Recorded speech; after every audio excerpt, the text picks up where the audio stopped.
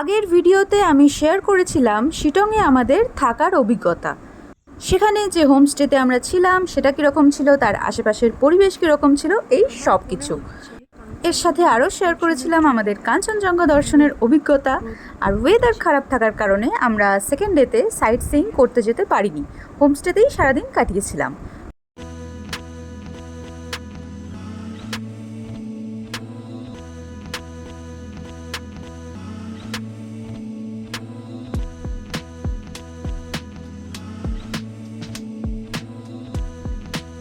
তাহলে আজকের ব্লগে আমি শেয়ার করতে চলেছি শিটংয়ে আমাদের ফাইনাল ডে এক্সপিরিয়েন্স, মানে থার্ড ডেতে আমরা সাইট সিইংয়ে বেরিয়ে কোথায় কোথায় গিয়েছিলাম আর কেমন লেগেছিল, ওয়েদার কীরকম ছিল, ভিউ, এই সব কিছু। আর দেরি না করে চলুন আজকের ব্লগটা শুরু করা যাক। হ্যালো, নমস্তে, নমস্কার everyone, welcome to my channel.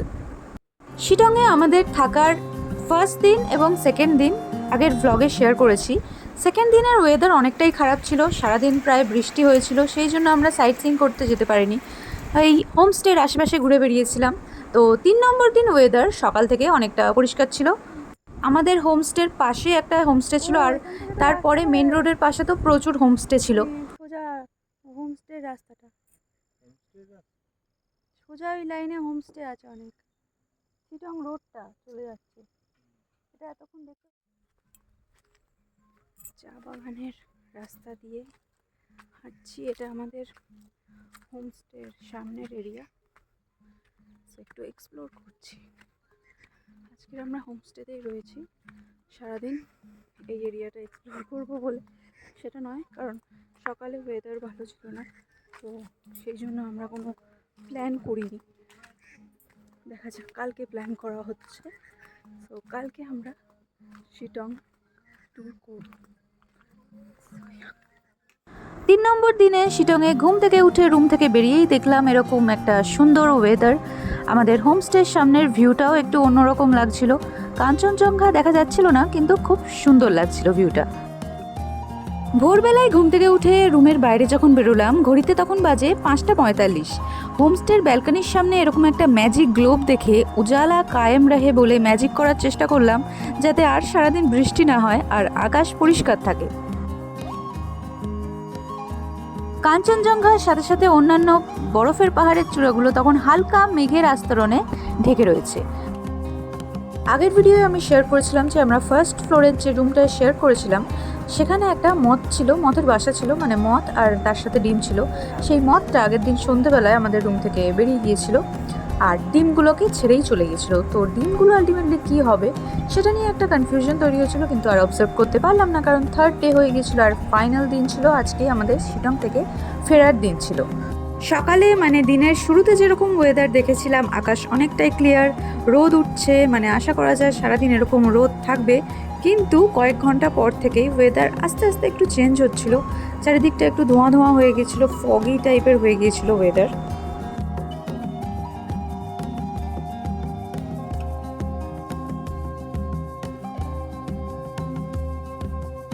ঘড়িতে 8টা বেজে যাওয়ার পর আমরা একেবারে খাবার জায়গায় চলে গেলাম ব্রেকফাস্ট করে নেওয়ার জন্য, কারণ যতটা তাড়াতাড়ি সম্ভব বেরিয়ে পড়তে হবে। গিয়ে দেখলাম সমস্ত কুক স্টাফেরা হাত মিলিয়ে ব্রেকফাস্ট রেডি করার চেষ্টা করছে। ব্রেকফাস্টে ছিল লুচি আর আলুর তরকারি, বাঙালির অন্যতম জনপ্রিয় জলখাবার।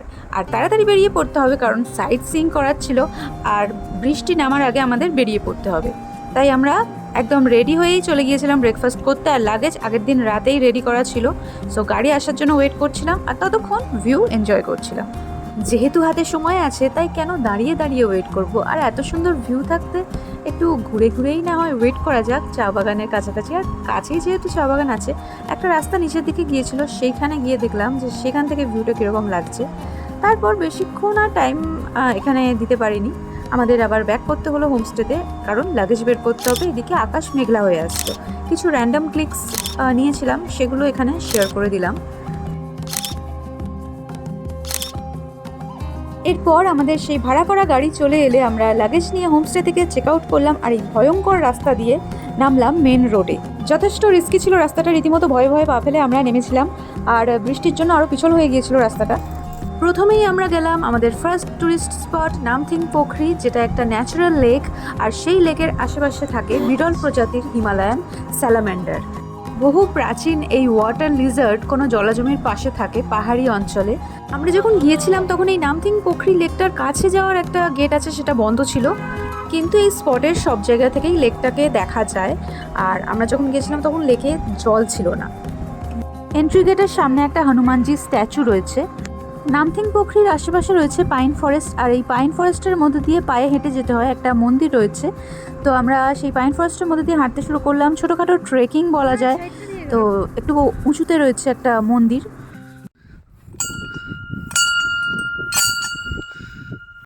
এটা একটা শিব মন্দির, আর এই মন্দিরের লোকাল রিচুয়ালস হয় দেখে মনে হলো। এই পাইন ফরেস্টের রাস্তা কিন্তু বিভিন্নভাবে এবড়ো খেবড়ো, পাথরের টুকরো, তারপর গাছের শিকড়, আর ন্যাচারাল একটা সিঁড়ি তৈরি হয়েছে গাছের শিকড়ের মাধ্যমে। তো খুব দেখে শুনে যেতে হবে। অনেক প্ল্যান্টস দেখলাম, আর এই পাইন ফরেস্ট থেকে নামথিং পোখরি পুরোটা খুব ভালোভাবে দেখা যায়। তো স্যালামেন্ডার তো দেখতে পেলাম না, এখান থেকেই যা ক্যাপচার করার ক্যাপচার করলাম। এরপর আমরা চলে গেলাম নামথিং পোখরির সামনে যে হনুমান স্ট্যাচু রয়েছে সেখানে। তাহলে আমরা জানতে পারলাম যে এই নামথিং পোখরি জনপ্রিয় হওয়ার কারণ হলো এখানে বসবাসকারী ডাইনোসরের সমসাময়িক যুগের মানে প্রাগৈতিহাসিক যুগের জীব হিমালয়ান স্যালামান্ডার, আর এখানে তৈরি হওয়া প্রাকৃতিক জলাশয়, যেটা বর্ষাকালে জলে ভর্তি থাকে আর শীতকালে অবশ্যই জল শুকিয়ে যায়। কিন্তু আমরা যখন গিয়েছিলাম তখন বৃষ্টি হওয়া সত্ত্বেও জল আমরা দেখতে পাইনি। নামথিং পোখরির পাশেই একটা ছোট্ট করে হাট বসেছিল, যেখানে হাতে গোনা কয়েকটা দোকান ছিল। উলের বিভিন্ন রকম জিনিস পাওয়া যাচ্ছিল, মানে বস্ত্র পাওয়া যাচ্ছিল, সুভেনিয়ার পাওয়া যাচ্ছিল। সেখান থেকে একটু কেনাকাটি করে আমরা আবার গাড়িতে উঠে পড়লাম। এরপর আমাদের গাড়ি সিঙ্কোনা গাছের বাগানের পাশ দিয়ে এগিয়ে চললো আমাদের second tourist spot Ahaldara view পয়েন্টের দিকে। যেহেতু আমাদের হাতে টাইম ছিল লিমিটেড, সেই জন্য আমরা আলাদা করে আর সিঙ্কোনা প্ল্যান্টেশনের মধ্যে ঢুকতে পারিনি। আর রাস্তা থেকেই পুরো দেখা যায় প্ল্যান্টেশনটা, তবে ভেতরে ঢুকলে অবশ্যই ভালো দেখা যায়। তো যতটা দেখার গাড়ির জানালা থেকেই দেখেছিলাম। সেকেন্ড টুরিস্ট স্পট হিসাবে আমরা চলে এলাম অহলদারা ভিউ পয়েন্ট, যেটা শেলপু খাসমহল এবং মহানন্দা ওয়াইল্ড লাইফ স্যাংচুয়ারির মাঝখানে অবস্থিত। এই ভিউ পয়েন্ট সম্পর্কে এখানকার সাইনবোর্ডে যেটা লেখা ছিল সেটাই আপনাদেরকে বলছি। অহলদারা ভিউ পয়েন্ট থেকে একটা অতুলনীয় ভিউ পাওয়া যায়, পুরো 360 ডিগ্রি ভিউ পয়েন্ট, যেখানে সামনের দিকে রয়েছে কাঞ্চনজঙ্ঘা সহ অন্যান্য ইস্টার্ন হিমালয়ান রেঞ্জ। এক পাশে রয়েছে বিভিন্ন হোমস্টে পাহাড়ের ধাপে ধাপে, আর অন্যদিকে রয়েছে পাহাড়ের ধাপে ধাপে সুন্দর চা বাগান। এই ভিউ পয়েন্টের নিচের দিকে তাকালে আপনি দেখতে পাবেন তিস্তা নদী, মহানন্দা নদী এবং বালাসন নদী। তার সাথে আকাশ যদি পরিষ্কার থাকে শিলিগুড়ি শহরের কিছু অংশ এখান থেকে দেখা যায়। মানে ভাবা যায় কত কিছু আপনি এই একটা ভিউ পয়েন্ট থেকেই দেখতে পাবেন।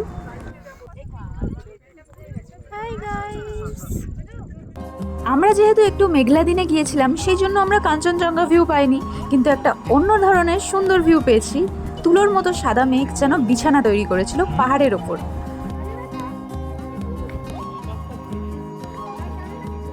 তবে আমরা কাঞ্চনজঙ্ঘা দেখব বলে এই টুরিস্ট স্পটে 1 থেকে 1.5 ঘন্টা পর্যন্ত আমরা ওয়েট করেছিলাম। আর কিছুক্ষণ পর দেখলাম পুরো জায়গাটাই সাদা মেঘে ঢেকে গেল। সেই মেঘগুলো কুয়াশার মতো যখন গায়ের ওপর দিয়ে যাচ্ছিল, বেশ ঠান্ডা লাগছিল, টেম্পারেচার কিছুটা ড্রপ করেছিল। তো আমরা সেই জন্য আর ওয়েট করিনি। এখানে কয়েকটা দোকান ছিল যেখানে স্ন্যাক্স পাওয়া যাচ্ছিল, প্ল্যান্টস কিনতে পাওয়া যাচ্ছিল, আর প্যাকেজিং করা চা পাতা কিনতে পাওয়া যাচ্ছিল।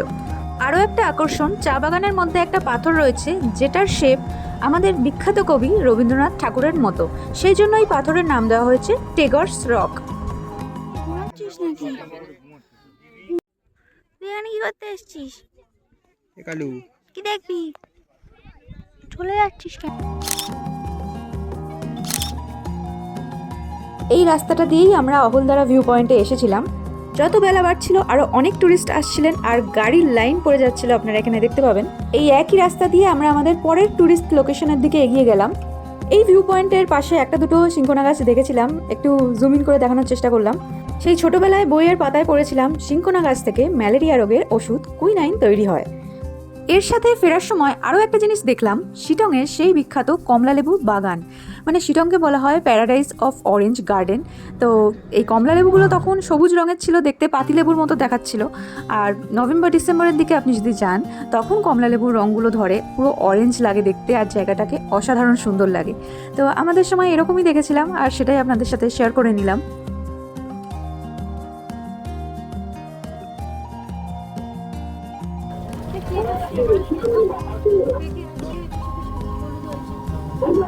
খুবই সামান্য সেটা। हाँ हाँ ले रहा हूँ, आप वीडियो ले रहा हूँ।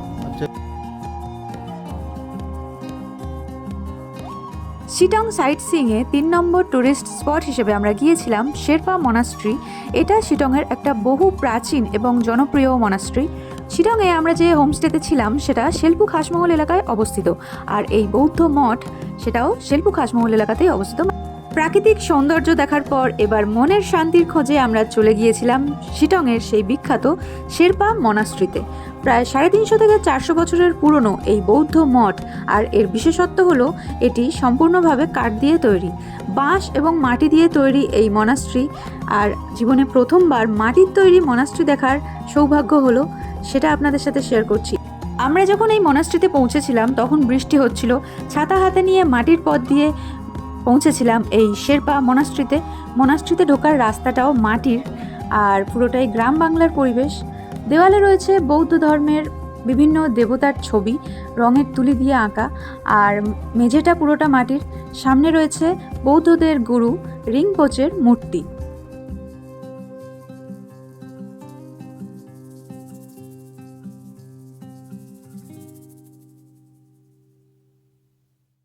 পাহাড়ে বেড়াতে গেলে আমরা সবাই বহু বৌদ্ধ মঠ দেখে থাকি, কিন্তু এই মঠটা একদম সবার থেকে আলাদা। আমার অন্তত সেটাই মনে হয়েছে, কারণ মাটির দেওয়াল, মাটির মেঝে, আর সেই কবেকার পুরনো সেই সমস্ত আঁকা দেওয়ালে বিভিন্ন দেবতার ছবি, সেটা সমস্ত কিছুর মধ্যেই একটা যে প্রাচীন তার ছাপ রয়েছে। আর পরিবেশটা পুরোটাই শান্ত, খুব সুন্দর লেগেছিল এই মনাস্ট্রিতে এসে। শুধু তাই নয়, যে সমস্ত ফার্নিচারগুলো রয়েছে এই মনাস্ট্রিতে সেগুলো বেশ পুরনো দিনের। তাহলে এই ছিল আমাদের Sittong site seeing tour.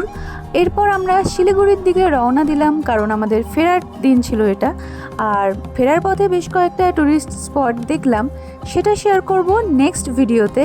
Till then subscribe to my channel আর টেক কেয়ার। দেখা হচ্ছে।